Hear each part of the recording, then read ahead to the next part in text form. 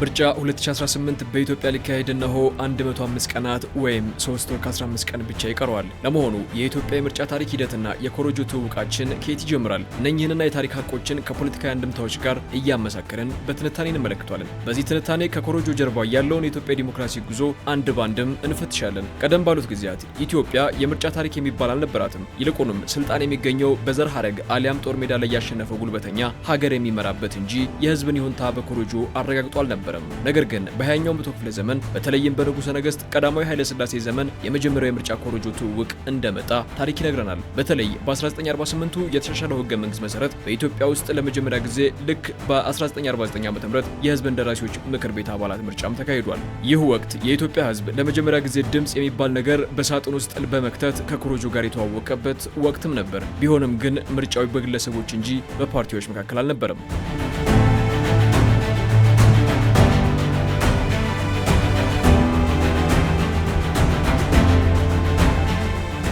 ለመሆኑ በኢትዮጵያ የምርጫ ሂደቶችና የኮሮጆ ክብር እንዴት ይታይ ነበር ብለን ብንጠይቅ ያን ያህል አጥጋቢ መልስ አናገኝም። ምክንያቱም ባለፉት ዘመናት ኢትዮጵያ ውስጥ የኮሮጆ መኖር ብቻውን ዲሞክራሲን አላመጣም።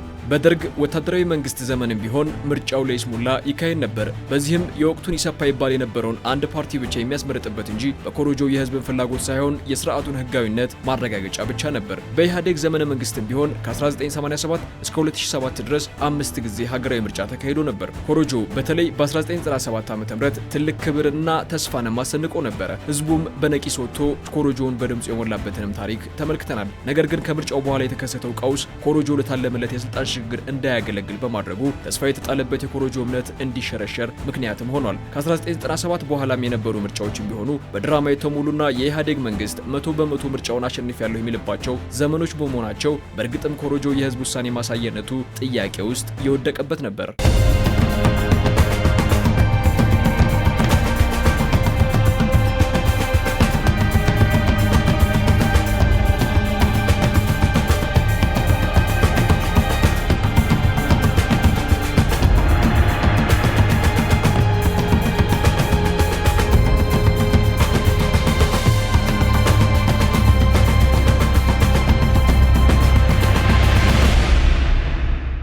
የኮሮጆ ታሪክ በኢትዮጵያ እነኚህን ሁሉ ሂደቶች አልፎ የህዝብ ድምጽ ዋጋ ያለውና ውጤት እንደሚያመጣ የታየውም በ2013ቱ ስድስተኛው ሀገራዊ ምርጫ ወቅት ነበር። በእርግጥም የህዝብ ድምጽ ዋጋው የሚለካው በስልጣን ላይ ያለን አካል በሰላማዊ መንገድ መቀየር ሲችል አሊያም የህዝቡን ይሁንታ አግኝቶ በሰላም መቀጠል ሲችል ብቻ ነው። በኢትዮጵያ ታሪክ ግን ድምጽ ለስልጣን ሽግግር መሳሪያ ሆኖ ያገለገለው በጣም በቅርብ በተካሄደው ስድስተኛው ሀገራዊ ምርጫ ላይ ነው ማለት ይቻላል።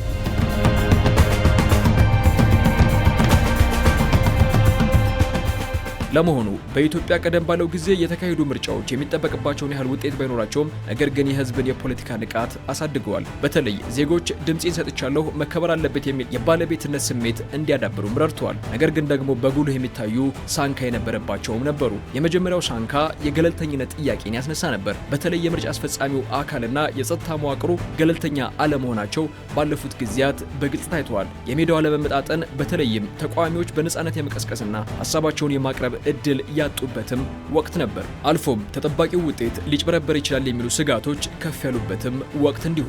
ታዲያ ይህ ምን ጉዳት ነበረው ካልን የምናገኘው መልስ የመጀመሪያው ሰላማዊ የስልጣን ሽግግር ባህልን ያቀጭጫል ነው። ህዝቡም ቢሆን በሰላማዊ የፖለቲካ ትግል ላይ ያለው እምነትን እንዲያጣና ወደ አመጽና ግጭትም እንዲያዘነብል በር ይከፍታል። ለዚያም ነው በኢህአዴግ ዘመን የነበሩ ምርጫዎች የፈጠሩት ቅሬታ አለመተማመን ተዳምረው የኢህአዴግ መንግስት ተንሸራቶ የለውጡ መንግስት እንዲወለድ ያደረገው።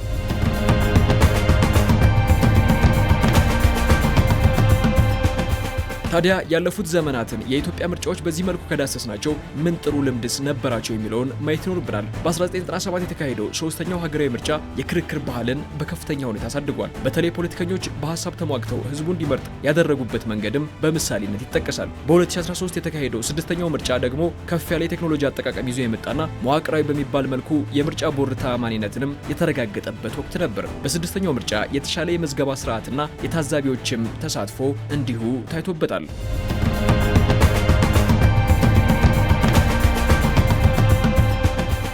ታዲያ እነኚህን ሁሉ ነጥቦች አንስተን ከኢትዮጵያ የምርጫ ኮርጁ ታሪክ ምን እንማራለን? ከቁጥር ይልቅ የምርጫ ሂደት ወሳኝ መሆኑን ያለፉት ዘመናት ምርጫዎችም ወሳኝ አስተማሪዎች ናቸው። በተለይ በምርጫ 2002 እና በምርጫ 2007 የታየው ትልቁ ስህተት 99 በመቶና 100 በመቶ የማሸነፍ አባዜ ነበር። ይህ ውጤት ኮሮጆ የህዝብ ድምፅን እንዳልያዘ ትልቁ ማሳያ ነበር። ሌላው ተቋማዊ ገለልተኝነት ሲሆን ምርጫ ቦርድ በ2013ቱ ያሳየው መዋቅራዊ የሚባል ገለልተኝነት ለ2018ቱ ምርጫ እንደ ትልቅ መነሻ ወይም ቤንችማርክ ሆኖም ያገለግላል። እነኚህን ሁሉ ሂደቶች አልፎ በ2018 የሚካሄደው ምርጫ በብዙዎች ዘንድ በጉጉት ይጠበቃል። በተለይ አብዛኛው የምርጫ ሂደት የዲጂታል መረጃ ደህንነት የተረጋገጠበት እንዲሆን የተሰራው ስራ በተለይም የድምፅ አቆጣጠርና የምዝገባ ሂደቱ በቴክኖሎጂ የታገዘ መሆኑ በቀደመው ጊዜ የነበሩ ስጋቶችን አስቀርቶ ትልቅ ተስፋንም አሰንቋል።